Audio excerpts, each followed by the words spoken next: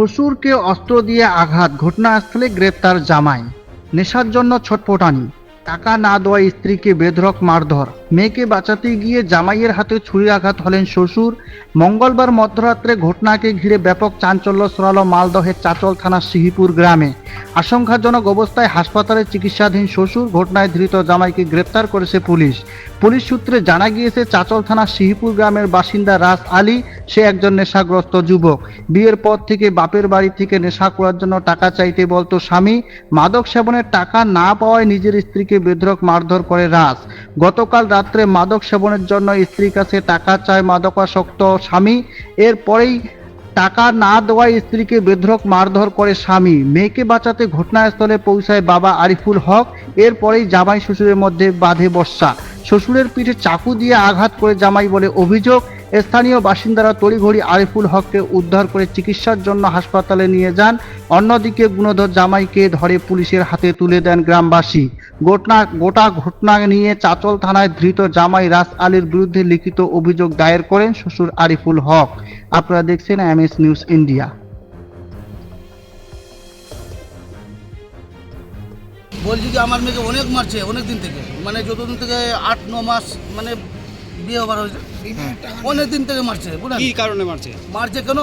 ওই যে নেশা করে, ড্রাগসে নেশা করে, দারু খায়, কোনো কাম কাজ করে না, খালি সবজি খালি খেয়ে খালি গাড়ি বন্ধক দিলে আমি গাড়ি দুবার ছুটিয়ে দিলাম, মোবাইল দুবার বন্ধক দিলে মোবাইল তো আমি ছুটিয়ে দিলাম। চাচল থেকে আসে না খালি। আর বিয়ের আগে এগুলো জানতে পারেননি? না, আমি বিয়ের আগে আমি জানতে পারিনি। কোথায় বিয়ে দিয়েছেন? দাদা আজকে কি হয়েছে?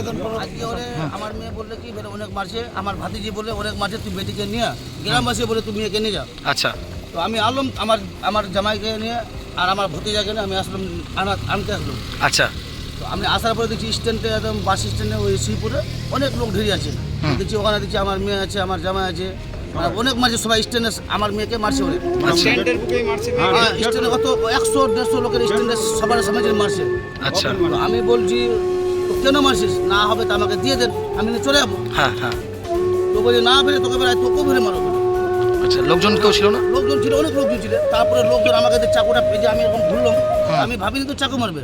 তো একটা হাসুয়ানি ছিল ওর মা, আর চাকু ছিল ওইটা ছেলেটা জেবে ঘুষারিয়ে। আচ্ছা, চাকুটা মারলো কে? আমার জামাই মারলে। কি নাম তার? ওই কি নাম? রাজ। আচ্ছা, রাজ। কোথায় মারা হয় আপনাকে? পিঠে মারলে। আচ্ছা, তারপর আপনি কি করলেন? তারপরে আমি গ্রামবাসীরা সবাই বিগড়ে গেল, তুই কেন চাকু মারলি? ওকে মারে না, যে থানায় ভরবে। আপনার কি অবস্থা এখন বর্তমানে? আমার অবস্থা অনেক খারাপ।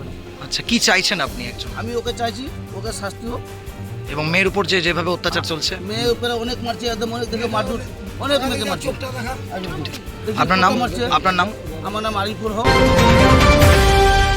আমাদের চ্যানেলের পক্ষ থেকে সকলকে জানাই আন্তরিক শুভেচ্ছা এবং অভিনন্দন। আমাদের চ্যানেলে প্রতিনিয়ত খবর পেতে আমাদের এমএস নিউজ ইন্ডিয়া চ্যানেলটি সাবস্ক্রাইব এবং ফলো করে পাশে থাকবেন। সুস্থ থাকুন, ভালো থাকুন। এমএস নিউজ ইন্ডিয়া চ্যানেলের পর্দায় চোখ রাখুন। আবার আসতেছি পরের খবরে।